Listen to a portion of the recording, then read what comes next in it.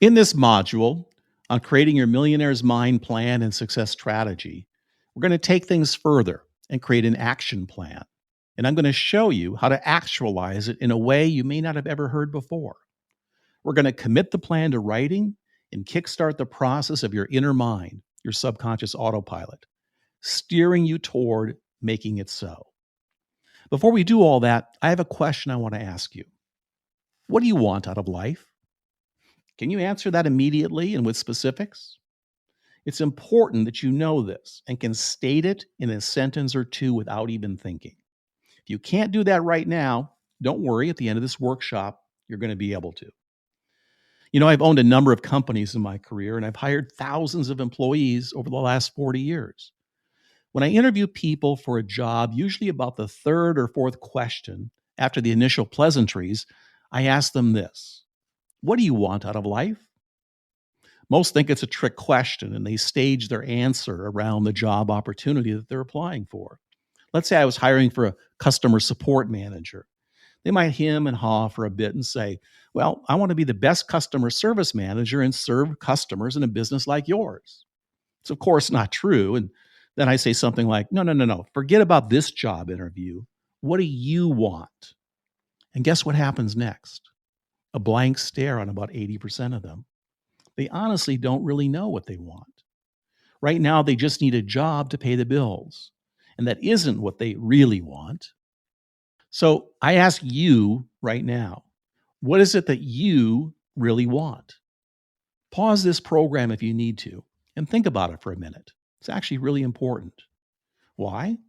What does this have to do with programming a millionaire's mind? Well, everything. How can you expect to create a life of abundance and success and leverage the law of attraction that the universe will automatically help you with if you don't even know what it is that you want? I'm sure you've read books on goal setting and how important that is, but this precedes even that. It's more basal. Knowing what you want is core to how you'll operate your life, so it's worth thinking about and committing to in writing. I did a workshop a number of years ago called How to Find Your Mission in Life, which talks more about this idea and gives you a specific process for finding out what that is. I encourage you to watch that and to get into the nuance about all of this.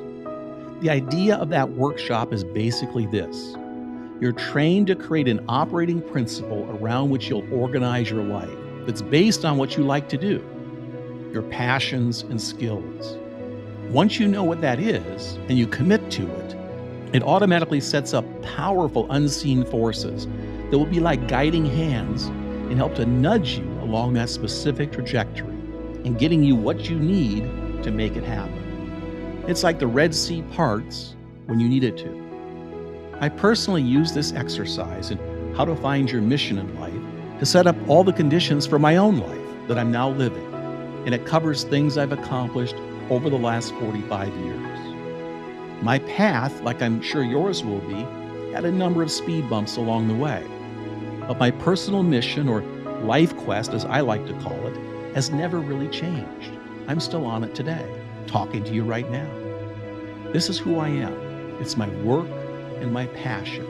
And so to me, on a deep level, it's not really work at all. I would do it for free, and I certainly have. Whether I get paid or not, it doesn't really matter. This is who I am. We're going to get into the entire money thing and problems with chasing the buck, as I call it, later on. For now, the message is knowing who you are.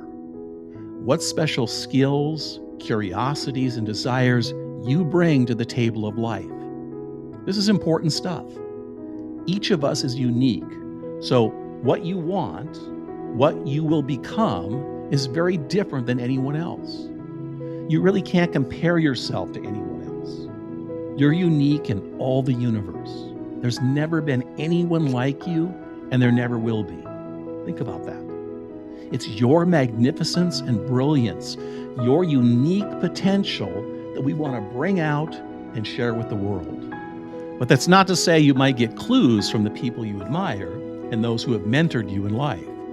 We all have people we admire and look up to, and it's useful to study them and Find the things about them that you would like to emulate, but you are still you. So, what is that one thing that you're all about that makes you special?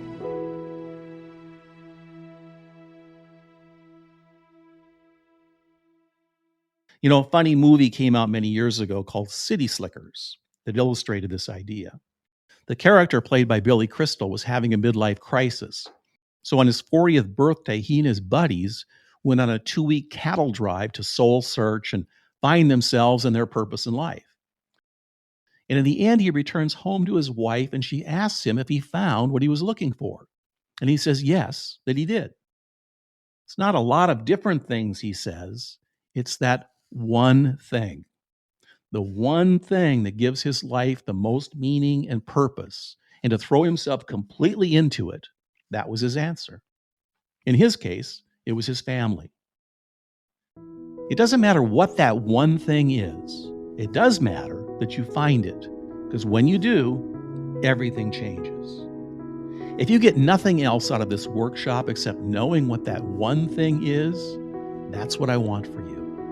Conviction, purpose, a daily sense of meaning, and goals that you're working toward that give you that drive to keep going no matter how hard life gets or what curveballs you have thrown at you, because you will.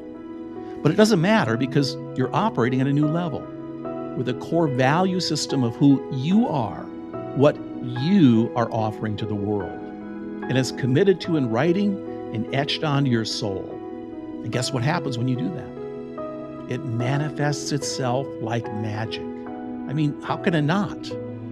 You're now your future self in an embryonic form and becoming your potential. It's no longer ambiguous. You've created the blueprint. You know what that one thing is. So the universe and all that creative energy, an unimaginable force of potential, lines up behind you to make it so. It's like unseen hands are guiding you every step of the way. So, how do you go about doing this? Well, the details are in that recorded seminar I did, How to Find Your Mission in Life. So, I invite you to download it. It's free to anyone who wants it. But the core of it and the work you must do with yourself is knowing who you are and what you want. So, let's start with that. Write it down. It will change over the years, but you're starting now today and giving focus and permission to your subconscious autopilot to create this reality. So be as specific as you can. If you're staring at a blank piece of paper and have no clue, you might start out with what you don't want. You certainly know what that is. Write it all down, then cross it out. It will stimulate your thinking. This exercise is not something you do in one sitting. It might take you weeks or more, but get started and do it now. Let me give you a start with an example of someone I know. Joe is in his early 30s. Went to college, but never really had an affinity to anything in particular. He was just following what he thought he was supposed to do. He got his BS in business administration, and when he got out of college, took a job in banking and is now a branch manager at a local bank. He's doing okay, relatively happy, but it's not what he wants his life to be about. Doing that 9 to 5 banker hours thing. Looking forward to weekends when he can hop into the car and take a road trip. After doing the How to Find Your Mission in Life exercise, here's what he wrote down for what he really wants and what he sees himself doing, and more importantly, being. I'm a writer. I'm a traveler. I seek adventure in foreign lands. I see myself as an Anthony Bourdain without the food aspect, interviewing people in different cultures, understanding how they see life, and sharing my insights and adventures with the world. I have become a professional travel writer and photojournalist. I earn at least $250,000 a year. I live a nomadic, free lifestyle and publish my own travel blog with 1 million visitors a year. I'm getting my pilot's license so I can venture off into the bush when I'm in exotic places like Africa. I own a condominium in Hawaii overlooking the ocean. I use this place as my base of operations when I'm not traveling doing stories. I rent it out when I'm away. My ideal mate is someone who shares my core values, loves traveling like I do, And together we explore the world, writing and making documentary movies about exotic places and our travel adventures together. There you go. It might take a few years to get fully off the ground, but he's in motion. Based on what he wrote, what do you think his chances are of making this dream a success? 50%?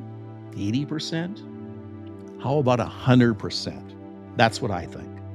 As long as he has the passion and follows the 5 key aspects and removes all fear from his mind that such a thing is possible, he's going to make this happen. He may have to do some preparatory things to make it all work, like take odd jobs along the way or learn skills that he may not now have, but I guarantee you he's going to make it.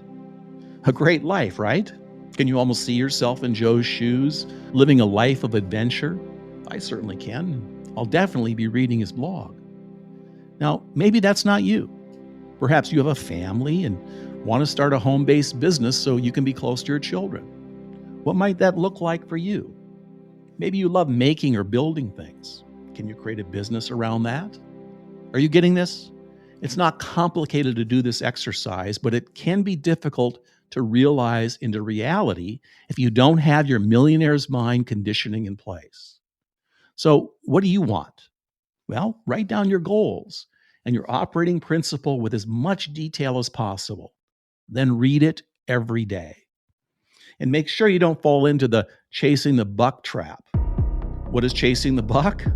Well, that's where it's all about money. Money is and should really be just a symptom of success.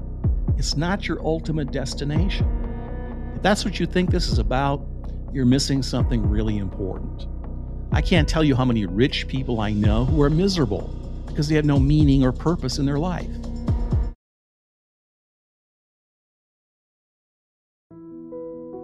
Creating wealth is a good thing, but it's not the end goal. The end goal is happiness and personal fulfillment, and having wealth and being comfortable in your life is just a part of that.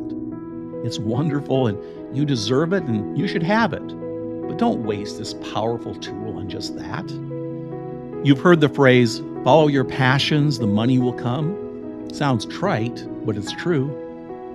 Money can solve problems, but it can also create a lot more. It's better by far to organize your life around something you would do for no compensation, and then let the money follow. Trust me, you'll save years of suffering if you do just this simple thing.